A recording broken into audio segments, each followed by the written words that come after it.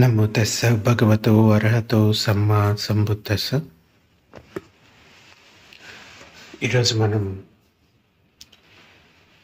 మరణ సమయం దానికోసం ఎలా ప్రిపేర్ అవ్వాలి. మనకి అందరికీ తెలుసు, మరణం ఎప్పుడు వస్తుందో తెలీదు. కానీ ఎప్పుడు వచ్చినా దాన్ని స్వీకరించడానికి మనల్ని మనం సంసిద్ధం చేసుకోవాలి. దాని గురించి కొన్ని విషయాలు ఈరోజు చెప్పుకుందాం. మనిషి తన జీవిత కాలంలో ఎల్లప్పుడూ మంచి లేదా చెడు ఆలోచనలతో మునిగి ఉంటాడు. మరణ సమయం ఆసన్నమైనప్పుడు ఎప్పుడో ఒకప్పుడు మృత్యువు వచ్చి భుజం తడుతుంది. అప్పుడు తనకు చెందిన ఆస్తులను, సంపదను, తనకు ప్రియమైన వారిని వదిలిపెట్టి వెళ్ళాల్సిన సమయం వస్తుంది. కాబట్టి మృత్యువును ఏ విధంగా ఎదుర్కోవాలో తెలుసుకొని దాని ప్రాముఖ్యతను మనం గ్రహించాలి. మృత్యువు కలగడానికి 4 కారణాలు ఉన్నాయి. మొదటిది, జీవితకాలం పూర్తి కావడం వల్ల వచ్చే మరణం, అంటే జీవితకాలం అంటే ఆయుష్. రెండవది, మనలోని కర్మశక్తుల బలం అంతం కావడం వల్ల వచ్చే మరణం. మూడవది, ఇంతకుముందు చెప్పిన ఈ 2 కారణాలు ఒకేసారి రావడం వల్ల వచ్చే మరణం. నాలుగవది, ఏదో ఒక బలమైన కారణం వల్ల అకాల మరణం కలగడం. దీన్నే ఉపచ్ఛేదక కర్మ అని కూడా అంటారు. మనిషి జీవితాన్ని వెలిగే నూనె దీపంతోనూ, మరణాన్ని ఆరిపోయిన నూనె దీపంతోనూ పోల్చవచ్చు. నూనె దీపం ఆరిపోవడానికి కూడా 4 కారణాలు ఉన్నాయి. మొదటిది, వెలుగుతున్నప్పుడు ప్రమిదలోని నూనె అయిపోవడం వల్ల దీపం మారిపోతుంది. అలాగే వెలుగుతూ ఉన్నప్పుడు ఒత్తి కాలిపోవడం వల్ల కూడా దీపం మారిపోతుంది.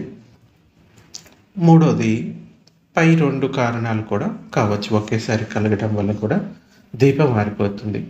నాలుగోది, బాహ్య కారణాల వల్ల. అది పెద్దగా గాలి వీచడం వల్ల, వర్షం రావడము, నోటితో బలంగా గాలిని ఊదటం వల్ల కూడా దీపంలో నూనె, ఒత్తి 2 ఉన్నప్పటికీ ఆ దీపం ఆరిపోతుంది. అలాగే మన మరణం కూడా ఆ 4 కారణాల వల్ల జరుగుతుంది. ఇంకొంచెం డీటెయిల్గా చెప్పుకుందాం. మొదటి కారణం ఏం చెప్పుకున్నాం? జీవితకాలం సమాప్తం కావడం, అంటే ఆయుష్ సమాప్తం కావడం. ఈ విశ్వంలోని వివిధ లోకాలలో ప్రాణులకు వివిధ రకాలైన జీవితకాలం ఉంటుంది, అంటే ఆయుష్ ఉంటుంది. భూలోకంలో మానవుల ఆయుష్ కాలానుగుణంగా మారుతూ ఉంటుంది. ఆ కాల అనుగుణంగా ప్రకృతి నియమం ప్రకారం ఆయుష్ క్రమంగా పెరిగే స్థితిలో మనుషుల జీవన ప్రమాణం అది కూడా దానితో పాటు పెరుగుతూనే ఉంటుంది. క్రమంగా తరిగే స్థితిలో ఉంటే గనక మనుషుల జీవితం కూడా తక్కువలో తక్కువ 10 సంవత్సరాల వరకు ఉంటుంది. మన ఈ గౌతమ బుద్ధుడి కాలంలో మానవుల జీవితకాలం సరాసరి 100 సంవత్సరాలు ఉండేది. ప్రస్తుతం మానవుని సరాసరి జీవితకాలం ఇంకా 70 సంవత్సరాలుగా అయిపోయింది. సామాన్య కర్మలున్న వ్యక్తులు దానికన్నా ఎక్కువ కాలం జీవించలేరు. ఎవరైనా శక్తివంతమైన కుశల కర్మలతో జన్మిస్తే వారు 75 సంవత్సరాలకు మించి జీవిస్తారు. వారు దీర్ఘకాలం జీవించగలగటం అనేది వారు గతంలో చేసిన గొప్ప కుశల కర్మలు, మంచి మందులు వాడటం వల్ల కలుగుతుంది. గౌతమ బుద్ధుడి కాలంలో మహాకశ్యప బంతే, ఆనంద బంతే, విహారాన్ని దానం చేసిన ఇంకా విశాఖ మాత వారంతా కూడా 120 సంవత్సరాల దాకా జీవించారు. వకుల మహాతేర అయితే 160 సంవత్సరాల వరకు జీవించింది.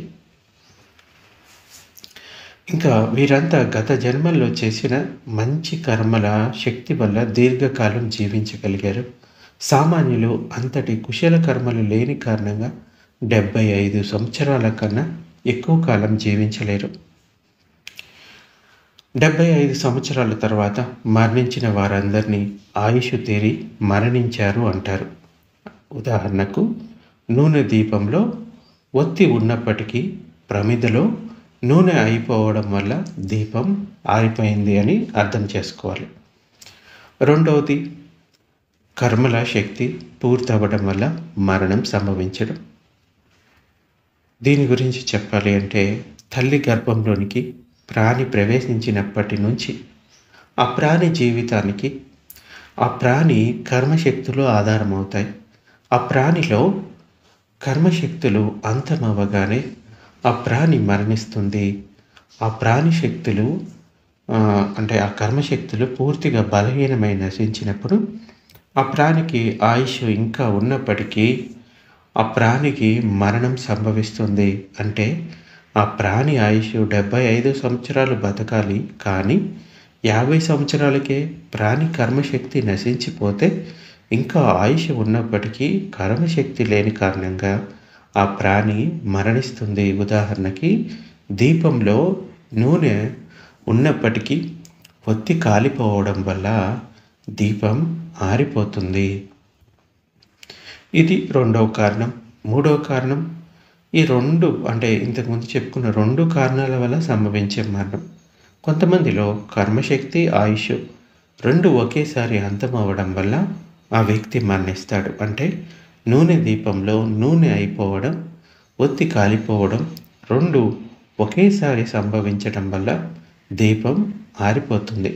కాబట్టి కొంతమంది కర్మశక్తులు ఆధారంగానే 75 సంవత్సరాలు జీవిస్తారు.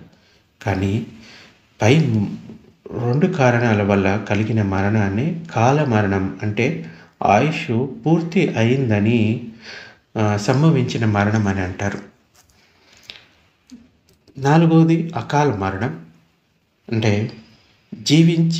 వ్యక్తి జీవించి ఉన్నప్పుడు ఏదైనా బలమైన పాపకర్మల ఫలం వల్ల ఆ వ్యక్తి అకాల మరణం చెందుతాడు. అంటే వెలుగుతున్న నూనె దీపం గాలి గట్టిగా వీచడం వల్ల, లేక గట్టిగా నోటితో గాలిని ఊదటం వల్ల దీపం మారిపోతుంది. అలాగే శక్తివంతమైన పాపకర్మ ఫలం వల్ల ఆ వ్యక్తి ఆయుష్, కర్మశక్తులు ఉన్నప్పటికీ అతడికి మరణం సంభవిస్తుంది. మహామొగ్గులాన బంతే ఒక గత జన్మలో తన తల్లిని చంపాడు. ఈ ఘోర పాప ఫలితంగా మహామొగ్గులాన బంతే పరినిర్వాణం పొందడానికి ముందు దోపిడీ దొంగలు కొంతమంది ఆయన్ను దోచుకొని, అంటే కొంతమంది వాళ్ళు డబ్బులు తీసుకొని వేరే వాళ్ళ దగ్గర ఆయన్ని గాయపరుస్తారు. ఆ కారణం చేత ఆయన మరణిస్తాడు. బింబిసార మహారాజు గత జన్మలో చేసిన పాపకర్మ ఫలితంగా తన సొంత కొడుకు వల్ల హత్య చేయబడ్డాడు. సామావతి ఆమె కూడా ఆమె చెలికత్తె ఏదో ఒక జన్మలో గడ్డితో ఉన్న ఒక పొదను తగలపెట్టారు. ఆ పొదలో ఒక ప్రత్యేక బుద్ధుడు ధ్యానం చేస్తూ ఉన్నాడు. గడ్డి అంతా దహనమయ్యాక ప్రత్యేక బుద్ధుడు ధ్యానం చేస్తూ సమాధి స్థితిలో కనిపించాడు. అతడు మరణించాడని భావించి వారి తప్పును కప్పిపుచ్చుకోవడానికి అతన్ని పూర్తిగా దహనం చేయడానికి ఇంకా కొన్ని కట్టెలను అమర్చి మళ్ళీ మంట పెడతారు. ఈ మంటలో అతడు కాలి మసి అవుతాడు అని భావించారు. కానీ ప్రత్యేక బుద్ధుడు 7 రోజుల తర్వాత ఈ ధ్యాన సమాపత్తి నుంచి లేచి వెళ్ళిపోయాడు. అంటే ఈ సమాధి స్థితిలో ఉన్నప్పుడు వారికి ఏమీ జరగదు. ఆయన సమాపత్తి ధ్యానంలో ఉన్న కారణంగా మంటలు ఆయన్ను దహించలేకపోయాయి. ఈ పాప కర్మ ఫలితం ఈ సామాదేవి జన్మించిన జన్మలో పరిపక్వమై వారు కూడా ఈ అగ్ని ప్రమాదంలో అకాల మరణం పొందారు. చాలా క్రూరమైన పాపకర్మ వెంటనే ఫలితాన్ని చూపిస్తుంది. ప్రతి ప్రాణి మానసిక, శారీరక ప్రవాహం గతంలో ఆచరించిన అకుశల కర్మల శక్తులను వెంట తీసుకుని వెళ్తాయి. ఈ అకుశల కర్మల శక్తులకు తమకు తాముగా ప్రాణిని చంపగలిగే శక్తి ఉండదు.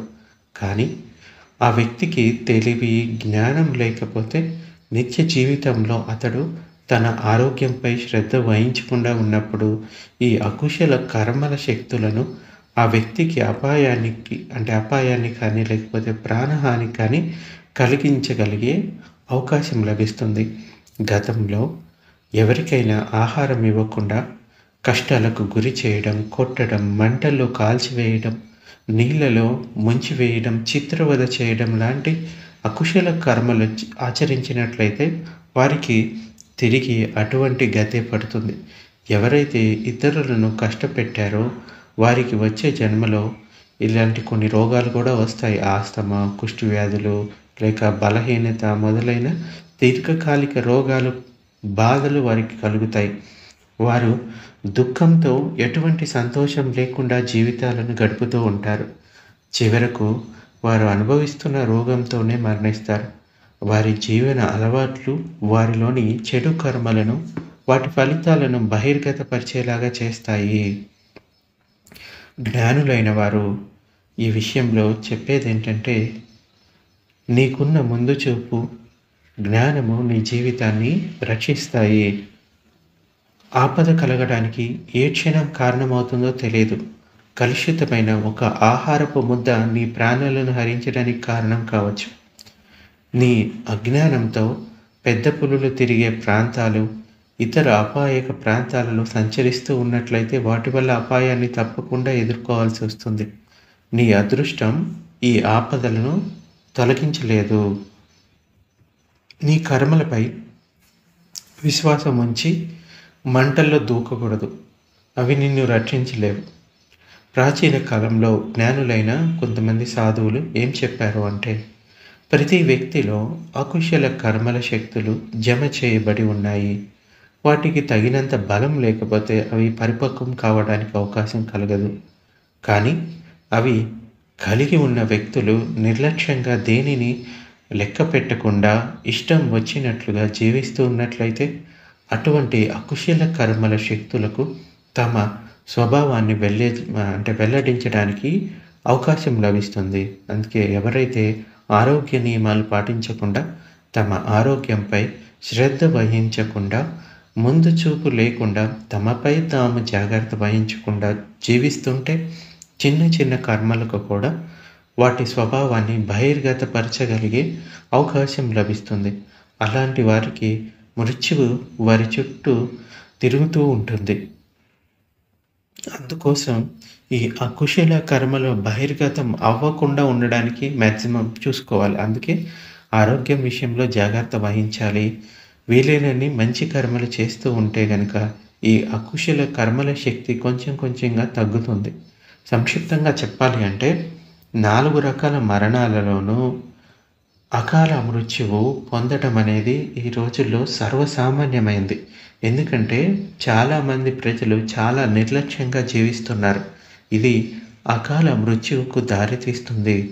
ఎవరైతే తమ ఆయుష్ ఉన్నంత వరకు జీవించాలి అనుకుంటారో వారు తెలివితేటలతో, జ్ఞాన సహకారాలతో రక్షణ పొందాలి. ముఖ్యంగా మనకి మరణం సంభవిస్తుంది అనుకోండి, ఆ ఆఖరి క్షణం చాలా ప్రాధాన్యత ఉన్న క్షణం. ఇంతకుముందు చెప్పిన ఈ 4 కారణాలతో ఏదో ఒక దాని వల్ల ఏ వ్యక్తి అయినా మృత్యువుని సమీపిస్తూ ఉన్నప్పుడు అతడిలో మంచి జవన చిత్తాలు, అంటే కుశలమైన మానసిక ప్రేరణలు మరణానికి కనీసం 30 నిమిషాల ముందుగానే కలగడం చాలా ముఖ్యం. ఈ కుశల జవన చిత్తాలు ఆఖరి శ్వాస వరకు కొనసాగితే ఆ వ్యక్తి సుఖకరమైన లోకాలలో తిరిగి జన్మిస్తాడు. ఒకవేళ అతనిలో అకుశల జవన చిత్తాలు, అంటే అకుశల మానసిక ప్రేరణలు కలుగుతున్నట్లయితే ఆ వ్యక్తి తప్పక అదో లోకాల్లో పునర్జన్మ తీసుకుంటాడు. పరుగు పందెంలో ఆఖరి క్షణం ఎంతో ప్రాధాన్యత వహిస్తుంది. అలాగే మళ్ళీ ఇంకొక జన్మ తీసుకోవడంలో, ఆ విషయంలో కూడా ఆఖరి క్షణం ఎంతో గొప్ప ప్రాధాన్యత కలిగి ఉంటుంది. మరణించబోయే వ్యక్తిలో మంచి లేక చెడు ఆలోచనలు రావడం అన్నది అతడి మనసులోకి వచ్చే విషయాల ఆలంబనపై ఆధారపడి ఉంటుంది. అందుకే మనల్ని మనం సంసిద్ధం చేసుకోవాలి. మరణ సమయంలో మనం అనుకుంటే మన ఆలోచనలు మారవు. మీరు ముందు నుంచే కొన్ని కుశల కర్మలు చేస్తూ పోయారు అనుకోండి, ఆ కుశల కర్మల శక్తి మీ మరణ సమయంలో మీ ఆలోచనలకి మంచి తోడ్పాటు ఉంటుంది. అలా కాకుండా బ్రతికి ఉండగా అకుశల కర్మలే చేస్తూ పోయాడనుకోండి, ఆ చివరి క్షణాల్లో కూడా ఈ అకుశల కర్మల ఆలోచనలే మనసులో మెదులుతూ ఉంటాయి. అవి అధోలోకాలకి తీసుకెళ్తాయి ఆ వ్యక్తిని. మరణానికి ముందు ఆ వ్యక్తి 3 విషయాలను చూస్తాడు. అదేంటంటే కర్మ, రెండోది కర్మ నిమిత్తం, అలాగే గతి నిమిత్తం. ఇక్కడ కర్మ అంటే కుశల లేక అకుశల కర్మ ఏదైనా కావచ్చు. కర్మ నిమిత్తం అంటే అతడు కుశల లేక అకుశల కర్మలు చేయడానికి ఉపయోగించిన పనిముట్లు. వాటికి సంబంధించిన ఇతర వస్తువులు కనిపించడం. గతి నిమిత్తం అంటే ఆ వ్యక్తికి పునర్జన్మ తీసుకొని పోయే లోకం లేక స్థలం కనిపించడం. ఈ 3 రకాలు జరగడానికి అవకాశం ఉంటుంది. కర్మ విషయం ఎలా ఎదురవుతుందంటే గతంలో చేసిన కర్మలు అంటే కొన్ని క్షణాలు ముందేటివైనా, లేకుంటే అరగంట ముందువైనా, లేక గంట ముందు కర్మలైనా, లేక కొన్ని గత జన్మల ముందువైనా, కొన్ని యుగాల ముందు కూడా ఆచరించిన ఏదో ఒక కర్మకు మరొక జన్మనివ్వగలిగిన శక్తి కలిగి అది మరణించబోయే వ్యక్తి మనసులో అంటే అతడు చేసిన కర్మ అతడి మనసులో ప్రత్యక్షమవుతుంది. ఉదాహరణకి ఒకవేళ వాళ్ళు కనుక దానం చేయడం, శీల పాలన మొదలైన విషయాలు జ్ఞాపకం రావడం కానీ, లేక కలలో చేసినట్లుగా మళ్ళీ ఆ కర్మలను ఆచరించడం కానీ జరుగుతుంది. కుశల కర్మలు 2 రకాలుగా ప్రత్యక్షమవుతాయి. అలాగే అకుశల కర్మలు ఆ కర్మ ఒక వ్యక్తిని హత్య చేయడం లాంటివి అయితే, అంటే అకుశల కర్మ హత్య చేయడం అన్నది అలాంటివి అయితే కనుక అతడు చంపిన వ్యక్తి జ్ఞాపకంలోకి రావడం, లేక నిజంగా ఆ వ్యక్తిని హత్య చేసినట్లుగా కనిపించడం జరుగుతుంది. ఇలా అకుశల కర్మలు కూడా 2 రకాలుగా వ్యక్తి మనసులోకి వస్తాయి. అంటే కుశల కర్మలు దానం ఆచరించడం, శీలం ఆచరించడం. అకుశల కర్మలు హత్య చేయడం, దొంగతనం చేయడం, లేకపోతే ఏదైనా పాపకర్మలు చేయడం. ఇవి 2 రకాలుగా మనకి మనసులోకి వస్తాయి. ప్రత్యక్షమయ్యే కర్మ కుశలమైనవైనా అకుశలమైనవైనా రెండింటిని ఒకే విధంగా అర్థం చేసుకోవాలి. మరి కర్మ నిమిత్తం ఎలా ఎదురవుతుంది? ఎవరైనా ఇతరులను హత్య చేస్తారో వారికి మరణ సమయంలో ఈ హత్య చేయడానికి ఉపయోగించిన ఆయుధాలు అంటే కత్తులు, చాకులు, వలలు, బాణాలు, కర్రలు, తుపాకులు మొదలైనవన్నీ కూడా కనిపిస్తాయి. ఒక కసాయి వాడికి ఒక పెద్ద జంతువుల ఎముకల గుట్ట కనిపిస్తుంది. ఎందుకంటే ఆయన ఎప్పుడూ కూడా జంతువుల్ని చంపి అమ్ముతూ ఉంటాడు మాంసాన్ని. ఇంకా అశ్లీల పనులు చేయడం అంటే దొంగతనం, వ్యభిచారం మొదలైన పనులు చేసిన వారికి వారు చేసిన చెడు పనులకు సంబంధించిన సంఘటనలు కనిపిస్తాయి. కుశల పనులు చేసిన వారికి వారు నిర్మించిన ఈ విహారాలు కానీ, పగోడాలు కానీ, లేకపోతే ఆరామాలు ఇవి మరణానికి ముందు కనిపిస్తాయి. లేక వాటితో పాటు ఇతర కుశల కర్మలు అంటే చీవరాలు దానం చేయడం, భిక్షపాత్రలు, ఇంకా పువ్వులు, నూనె దీపాలు, సుగంధ ద్రవ్యాలు లాంటివి అంటే వారు దానం చేసిన వస్తువులు లేకపోతే వారు చేసిన మంచి కర్మలు కనిపించవచ్చు. శీలపాలన చేసిన వారికి లేక ధ్యానం చేసేవారికి కొన్ని నిమిత్తాలు కనిపించవచ్చు. అవి ఏంటంటే పరిశుభ్రమైన బట్టలు, ధ్యాన కేంద్రాలు, దట్టమైన అడవిలో భవనాలు మొదలైనవి కనిపించవచ్చు. ఇతర కుశల కర్మలకు వాటికి సంబంధించిన విషయాలు కనిపిస్తాయి. అందుచేత మనం ముందు నుంచి కూడా ఈ కుశల కర్మలు ఆచరిస్తూ ఉంటే అటువంటి ఆలోచనలే మన చివరి క్షణంలో రావడానికి అవకాశం ఉంటుంది. ఇవేమి అప్పటికప్పుడు మీరు అనుకుంటే అవి మారిపోవు, అవి ఆల్రెడీ సిద్ధంగా ఉంటాయి. అందుచేత ముందు నుంచి కుశల కర్మలు ఆచరించడం ముఖ్యం అన్నమాట. మరి గతి నిమిత్తం ఎలా ఎదురవుతుంది? మరణం సంభవించే క్షణాల్లో ఈ భవిష్యత్తు జన్మ గురించిన సంకేతాలు కొంతమందిలో కనపడతాయి. ఒకవేళ ఒక ప్రాణి దేవలోకాల్లో జన్మించబోతుంటే అతడికి దేవలోకాల్లో ఉండే వనాలు, పర్వతాలు, నదులు, లేక ఒక దేవత, లేకపోతే ఒక అందమైన యువతి మొదలైనవి, లేక పెద్ద పెద్ద రాజప్రాసాదాలు, ఉద్యానవనాలు కనిపించవచ్చు. ఒకవేళ మనిషిగా జన్మించబోతూ ఉంటే తల్లి గర్భం గోడలు ఎర్ర రంగులో కనిపిస్తాయి. నరకలోకంలో జన్మించబోతూ ఉంటే నల్లటి కుక్కలు, నరకలోకంలోని మంటలు, యమభటులు మొదలైనవి ఈ నిమిత్తాలుగా కనిపించవచ్చు. ఒకవేళ సత్వుడు ప్రేతలోకంలో జన్మించబోతూ ఉంటే వారికి పెద్ద పెద్ద అడవులు, పర్వతాలు, నదుల్లోని నీరు, సముద్రపు ఒడ్డు మొదలగు ప్రాంతాలలో వారు జన్మ తీసుకుని పోయే స్థలాలు కనిపిస్తాయి. ఇంకా ముఖ కవలికలను బట్టి కూడా వాళ్ళు ఎటువంటి జన్మ తీసుకోబోతున్నారు అనేది కూడా కొన్నిసార్లు గుర్తించవచ్చు. మరణించబోయే సత్వుడి ముఖ కవలికలను బట్టి అతడు జన్మించబోయే లోకాన్ని నిర్ణయించవచ్చు. మరణించిన సత్వుని ముఖం ప్రశాంతంగా, ఆనందంగా ఉంటే అతడు తప్పక ఏదో ఉన్నత లోకాల్లో జన్మ తీసుకుంటున్నాడని చెప్పవచ్చు. ముఖంలో దుఃఖం, బాధ కనిపిస్తూ ఉంటే అది అదో లోకాల్లో జన్మించడానికి సూచిస్తుంది. ఇంకా కొంతమంది సత్వులు తమ పాత ఇంద్రియ సుఖాల జ్ఞాపకాల వల్ల వారిలో ఆనందం కలిగి చిన్నగా నవ్వుతారు. అటువంటి నవ్వును మంచి సంకేతంగా భావించలేము. అలాగే కొంతమంది గొణుగుతూ ఉంటారు చనిపోయే ముందు. అంటే ఒక్కోసారి మరణించబోయే సత్వుడు ఏదో అస్పష్టమైన మాటల్ని అపస్మారక స్థితిలో ఉండి గొణుగుతూ ఉంటారు. ఉదాహరణకు చాలా కాలం కిందట అర్హంతుడైన సోనా అనే భిక్షువు, ఆయనకు వృద్ధుడైన తండ్రి ఉండేవాడు. ఆయన తన యవ్వనంలో వేటగాడిగా ఉండి ముసలితనంలో భిక్షువుగా సన్యసించాడు. అతడు చనిపోయే ముందు నల్లటి కుక్కలు అతన్ని తరుముతూ కనిపించాయి. వెంటనే ఇలా చెప్తాడు: కుమారా, కుక్కల్ని తరిమేసే అంటూ ఏడవసాగాడు. అయితే అర్హంతుడైన ఈ సోనా భిక్షువు తండ్రికి చెడు సంకేతాలు కనిపిస్తున్నాయని, నరకలోకానికి వెళ్ళబోతున్నాడని అర్థం చేసుకున్నాడు. అతడు వెంటనే తండ్రి పడుకున్న మంచాన్ని పగోడా వైపుకి తీసుకెళ్ళి అక్కడ తండ్రితోటి ఇలా అంటాడు: ఓ భిక్షువా, సంతోషంగా ఉండు, నేను నీ బదులుగా పగోడాకి పువ్వులను సమర్పించాను అని చెప్పాడు. దానితో తండ్రి స్పృహలోకి వచ్చాడు.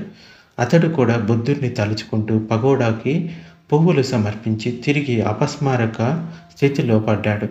ఈసారి అతనికి దేవలోకంలో ఉన్న వనాలు, పర్వతాలు, దేవతలు కనిపించారు. తర్వాత ఆ వృద్ధుడు మరణించి దేవలోకంలో జన్మని పొందాడు. అంటే మనం చనిపోయే క్షణంలో ఎటువంటి మానసిక స్థితి ఉందనేది చాలా ముఖ్యమన్నది ఈ ఉదాహరణ వల్ల తెలుస్తుంది మనకి. అయితే ఇంకొక రకమైన గతి నిమిత్తం కూడా కలగవచ్చు. అంటే మరణ సమయంలో కొంతమందికి వచ్చే జన్మలో కలగబోయే కొన్ని దృశ్యాలు కనిపిస్తాయి. ఉదాహరణకి గౌతమ బుద్ధుడి కాలంలో నందుడు అని ఒక ధనవంతుడు ఉండేవాడు. అతడి భార్య పేరు రేవతి, పరమ గయాలి. ఆమెకు బుద్ధుడిపై నమ్మకం లేదు. అందువల్ల భిక్షువులను తిడుతూ ఉండేది. కానీ నందుడు మాత్రం గొప్ప ఈ బౌద్ధ ఉపాసకుడు. అతడు మరణించి దేవలోకంలో జన్మించాడు. రేవతి మరణించబోయే ముందు ఇద్దరు యమభటులు ఆమెను దేవలోకంలో సుఖాలను అనుభవిస్తున్న భర్తను చూపించి నరకలోకానికి ఆమెను శిక్షించడానికి లాక్కొని పోయారు. బుద్ధుడి కాలంలో దమ్మిక అనే భక్తుడు త్రిరత్నాలను శరణు తీసుకున్నాడు. అతడు కొంతమంది భక్తులకు మార్గదర్శనం చేస్తూ నీతివంతంగా బ్రతికాడు. అతడు మరణశయ్యపై ఉన్నప్పుడు భిక్షువులు పఠించిన ధర్మ ప్రవచనాలను విన్నాడు. అతడికి తీసుకెళ్ళడానికి అన్ని దేవలోకాల నుంచి ప్రతినిధులు వచ్చి వేచి ఉండడాన్ని చూశాడు.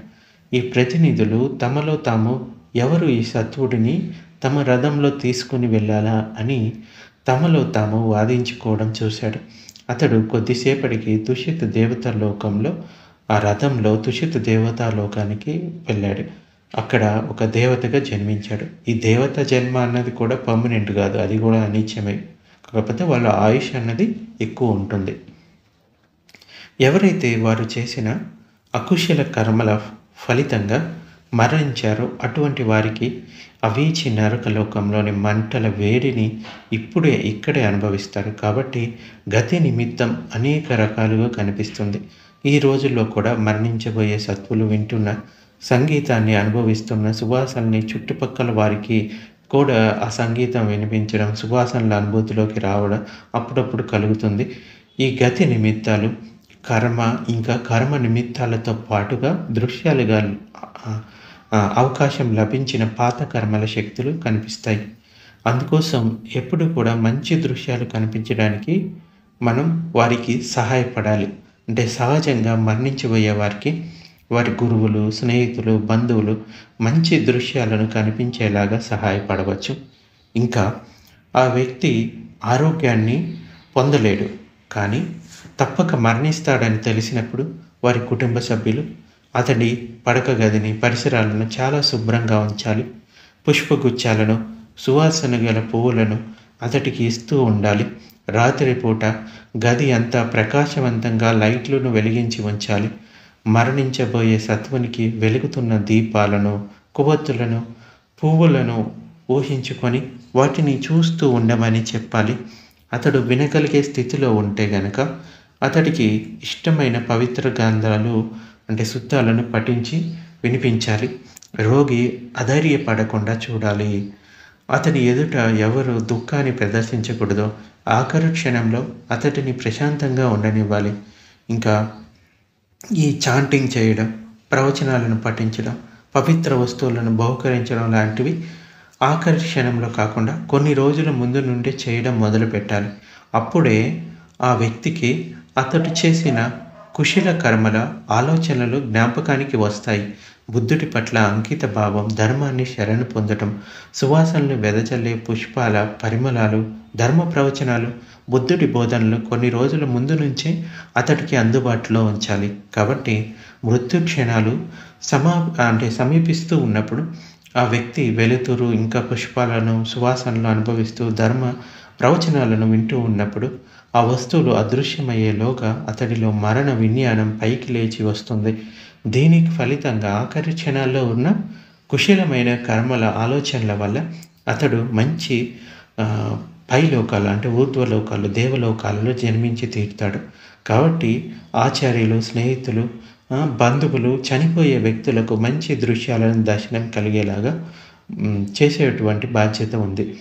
దానిని వారు మరణించే వ్యక్తి స్పృహతో ఉన్నప్పుడు, వస్తువులను గుర్తించే స్థితిలో ఉన్నప్పుడే చేయాలి. అయితే ఈ పునర్జన్మ విజ్ఞానం ఎలా కలుగుతుంది? మరణ విజ్ఞానం అంటే చివరి క్షణం, అది మరణ విజ్ఞానం కలిగిన తర్వాత పునర్జన్మ విజ్ఞానం పైకి వస్తుంది. ఈ రెండు విజ్ఞానాలకు అభినవ భావ సంబంధం ఉంది. ఈ రెండింటి విజ్ఞానాల మధ్య ఎలాంటి విశ్రాంతి ఉండదు.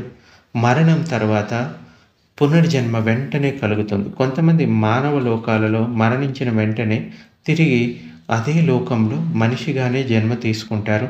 మరణించగానే పునర్జన్మ విజ్ఞానం ఏర్పడి కొత్త జీవితం, కొత్త ప్రాణి, కొత్త జన్మ ఏర్పడుతుంది. రెండు మిథ్యా దృష్టిలు ఉంటాయి. అదేంటంటే మరణం, పునర్జన్మ విషయాల్లో రెండు మిథ్యా దృష్టిలు. ఒకటి శాశ్వత దృష్టి, రెండోది ఉచ్ఛేద దృష్టి. శాశ్వత దృష్టి అంటే ఈ శరీరంలో ఆత్మ అనేది ఒకటి ఉంది. ఆ ఆత్మ ఒక శరీరం నుంచి మరొక శరీరంలోకి ప్రవేశించి పునర్జన్మ చెందుతుంది అన్నది శాశ్వత దృష్టి. ఇది ఒక మిథ్యా దృష్టి, అంటే తప్పుడు అవగాహన. రెండవది ఉచ్ఛేద దృష్టి, అంటే గత జన్మ నామరూపాలు ఈ ఆత్మతో కలిసి మరొక కొత్త జన్మ తీసుకోవడం అంటూ ఏదీ లేదు. జీవి మరణిస్తే ఆ జీవి శరీరానికి సంబంధించినవన్నీ నశించిపోతాయి. ఒక ఈశ్వరుడు కొత్త జన్మను ప్రసాదిస్తాడు అన్నది ఉచ్ఛేద దృష్టి. అంటే ఈ రెండు రకాల దృష్టులను వదిలిపెట్టాలి. సో ఈ జన్మతోటే చివరి జన్మ అన్నది వదిలిపెట్టాలి. అలాగే శాశ్వతంగా ఆత్మ అనేది ఒకటి ఉంటుందనే దృష్టిని కూడా వదిలిపెట్టాలి. ప్రాణులు కొత్త జన్మ తీసుకోవాలంటే 3 విషయాలు ఉంటాయి. ఇంతకుముందు కూడా నేను చెప్పాను. అదేంటంటే అవిద్య, తృష్ణ, కర్మ అనేవి ముఖ్యమైనవి. మరణం సమీపించి ఉన్నప్పుడు అవిద్య కొత్త జన్మలోకి నామరూపాల స్కందాలలో ఉన్న లోపాలను కనపడకుండా చేస్తుంది. తృష్ణ ఆ జన్మపై తీవ్రమైన కోరిక కలిగిస్తుంది. కొత్త జన్మల్లోని అకుశలాలు, భయంకర విషయాలు కనిపించినప్పటికీ అవిద్య కారణంగా అవి లేని జన్మ లభించబోతుందని భ్రమపడతాడు. కాబట్టి ఈ స్కందాలలోని తప్పిదాలను లేక లోపాలను చూడలేకపోవడం అనేది అవిద్య వల్లే జరుగుతుంది. అప్పుడు తృష్ణ ఆ కనిపించే అంటే ఈ దర్శనం వైపునికి వంగి ఆ కొత్త జీవితాన్ని గ్రహిస్తుంది. ఆ కొత్త జీవితంలో కర్మశక్తుల వల్ల కొత్త జన్మల్లో మళ్ళీ నామరూపాల నిర్ధారణ జరుగుతుంది. పునర్జన్మ జరిగే క్షణంలోని నామరూపాలు గత జన్మల్లోని అవిద్య, తృష్ణ, కర్మల వల్ల లభిస్తాయి. అందువల్ల ప్రాణులు గత జన్మలోని విషయాలలో ఎలాంటి సంబంధం లేదన్న ఉచ్ఛేద దృష్టి అన్నది సరైంది కాదు. అలాగే శాశ్వత దృష్టి అంటే ఆత్మ అనేది గత జన్మ నుంచి మారి కొత్త జన్మలో నూతన శరీరంలో చేరుతుంది అన్నది కూడా సరైంది కాదు. గత జన్మల్లోని నామరూపాలు కొత్త జన్మలోకి మారుతున్నాయి అనేది పక్కకు పెట్టండి. ఈ జన్మలో నామరూపాలు ఒక స్థలంలో ఉన్నవి ఇంకొక స్థలానికి వదిలి వెళ్ళవు. అవి ఉద్భవించిన వెంటనే నశిస్తాయి. కాబట్టి ఈ శాశ్వత ఆత్మ అన్న విషయం అసలు ఉండడానికి అవకాశం లేదు. కాబట్టి ఈ రెండు మిథ్యా దృష్టిల నుండి జాగ్రత్తగా ఉండాలి. వీటి నుంచి బయటపడాలి. ఫస్ట్, కొత్త జన్మలో తల్లి గర్భంలోకి ప్రవేశించడం, ఈ నామరూప తయారు కావడం అనేది గత జన్మల్లోని ఈ అవిద్య, తృష్ణ, ఈ కర్మ విపాకాల శక్తి అంటే ఇంతకుముందు చేసుకున్న కుశల అకుశల కర్మ శక్తి, ఆ శక్తులు ఫలితంగా జరుగుతుంది. ఇది ఒక్కటే సరైన దృక్పథం. పర్వతాల దగ్గర నిలబడి గట్టిగా అరిస్తే మనకు ప్రతిధ్వని వినిపిస్తుంది.